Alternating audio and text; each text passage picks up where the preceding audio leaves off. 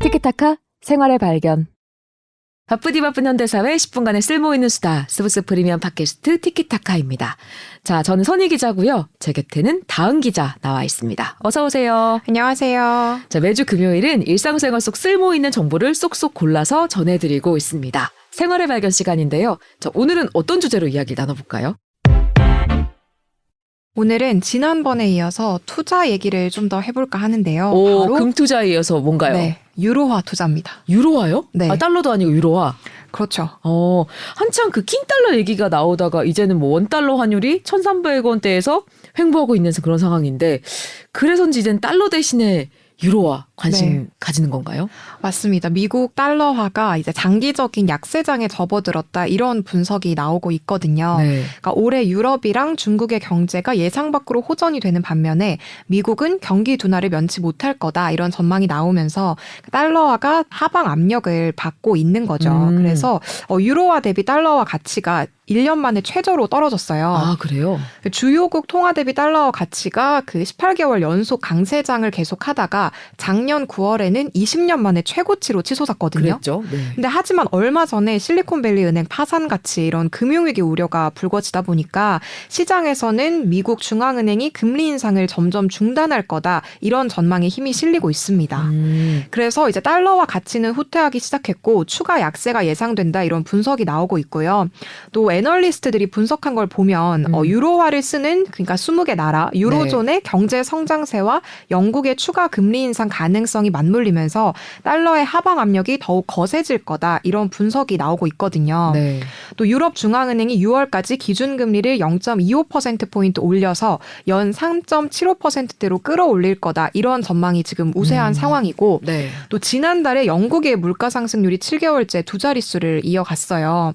그러니까 인플레이션 통제를 위해서 결국은 이제 그 영란은행이 추가 금리 인상을 할 수밖에 없다, 이런 전망이 나오고 있고, 네. 9월까지 금리를 0.5%포인트 인상할 거란 전망도 있습니다. 근데 이거에 반해서 실리콘밸리 은행 파산 같은 것들 때문에 네. 그 금융위기 가능성을 고려해서 미국의 FED는 오는 5월에 0.25%포인트 인상을 끝으로 앞으로는 금리를 동결하거나 혹은 인하로 돌아설 걸로 예측을 하고 있어요. 네. 그리고 또 중국 경제 성장세가 굉장히 빠르게 좀 안정화가 되고 있는 것도 글로벌 외환 시장에서는 위험 선호 심리를 부추기고 있는데, 그러니까 중국의 1분기 GDP 증가율이 4.5%거든요. 그러니까 원래 그 시장 전망치가 4%였는데 이걸 넘어선 거고, 그러니까 전반적으로 중국의 경제 지표가 호전이 되면 원자재랑 신흥국 통화는 강세를 보이고요. 달러화는 약세를 보여왔습니다. 그러니까 제조업이 부활되면서 그러니까 호전된 중국의 경제 지표가, 그리고 또 통상적으로 유로화에도 호재로 여겨지기 때문에 그러니까 유로화에 대해서 관심이 계속 좀 높아지고 있는 상황인 거죠. 근데 이게 꼭 중국 경제 지표가 좋아진다고 유로화한테 호재가 되는 건가? 이렇게 생각하는 사람들도 있는 것 같아요. 네, 오히려 아예 정반대의 관측도 나오고 있어요. 네. 그러니까 경기 침체 공포가 계속 좀 커지고 있다 보니까 투자자들이 오히려 안전자산을 선호하는 심리를 보이면서 네. 그러니까 달러화의 매력이 다시 커질 수 있다, 이런 관측도 있긴 하거든요. 네. 그래서 이제 그 세계 경제가 전반적으로 고금리에 적응을 하고 있는 상황에서 또 다른 대형 악재를 감지한다면 달러화 가치가 급등할 수 있다, 이런 예측을 내놓고 있는 곳들도 있어요. 그러니까 사실 그 올해 1월까지만 해도 인플레이션 감소세 등을 토대로 인플레이션을 우려할 만큼 과열되지도 않고 또 경기 침체를 우려할 만큼 냉각되지도 않은 상태, 이걸 골디락스라고 하는데 그러니까 이걸 꿈꿨는데 결국 그 실리콘밸리 은행 파산 등으로 인해서 갑자기 좀 공포가 확산이 됐잖아요. 네.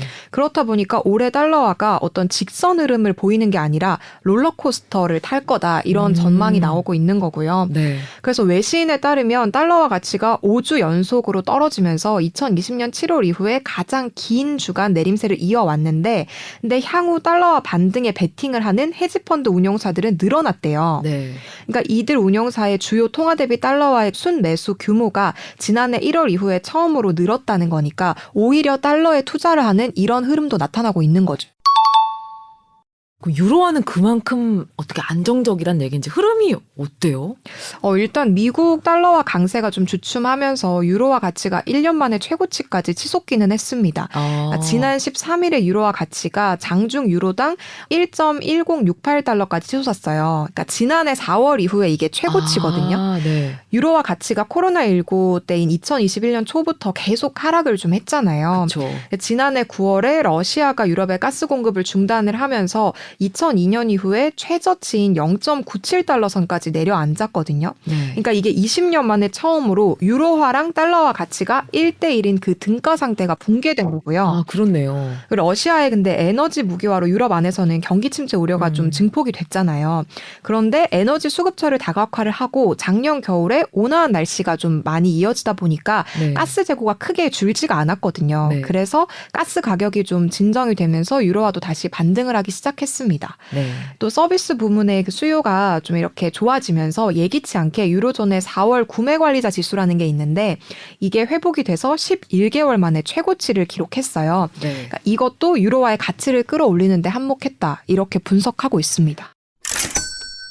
일단은 정다은 기자의 이게 복잡다단한 설명을 듣다 보니까 유로화를 강조하니 유로화 투자를 해보고 싶긴 한데 달러 투자는 얘기를 좀 들어봤는데 유로화 투자는 어떤 방식으로 할 수가 있어요? 사실 이것도 외화 투자다 보니까 네. 좀 비슷하게 할 수 있어요. 그러니까 ETF를 통해서 간접 투자를 할 수 있고 네. 아니면 외화 통장을 개설해서 유로화를 직접 매수해서 투자할 수 있는 이런 방법으로 좀 나눠볼 수 있는데 네. 그러니까 유로존에 투자하는 ETF를 사면 유로화 강세에 따른 환율 효과랑 또 주가 상승에 따른 이익을 동시에 기대해 볼 수 있고요. 네. 또 다음으로는 은행이랑 증권사를 통해서 외화 통장을 만들어서 투자를 하는 거예요. 네네. 근데 그러면 기본적으로 이자 수익이 나올 거고 또 이제 환율이 있다 보니까 그 환차익에 대한 수익도 기대를 할 수 있습니다. 네. 근데 하지만 외화를 직접 매수할 때는 환율 수수료가 있거든요. 이거 그래서 금이랑 똑같네요. 네. 직접 매수하면 수수료를 내야 되는구나. 그렇죠. 네. 그런데 이게 금융사마다 달라요. 환율 수수료가. 아. 그래서 투자하기 전에 사전에 비교를 해보는 게 좋고요. 그리고 최근에는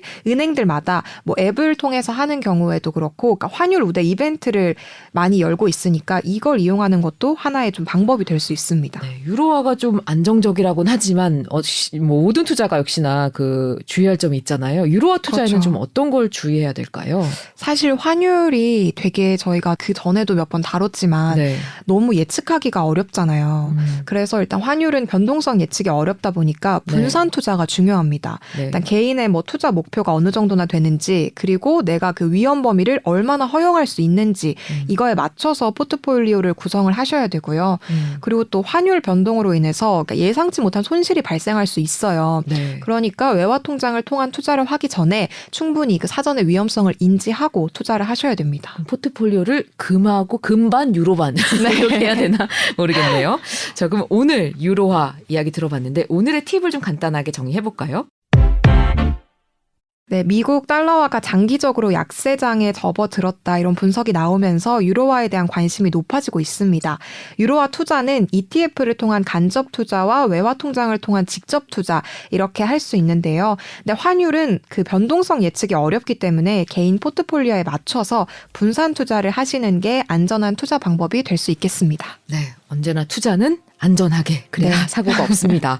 자, 여기까지 들어주신 여러분 소중한 10분 저희에게 투자해 주셔서 감사하고요. 바쁘디 바쁜 현대사회 10분간의 쓸모있는 수다. 오늘 티키타카는 여기까지입니다. 다음 시간에도 쓸모있는 정보 가지고 오겠습니다. 다음에 또 만나요. 감사합니다.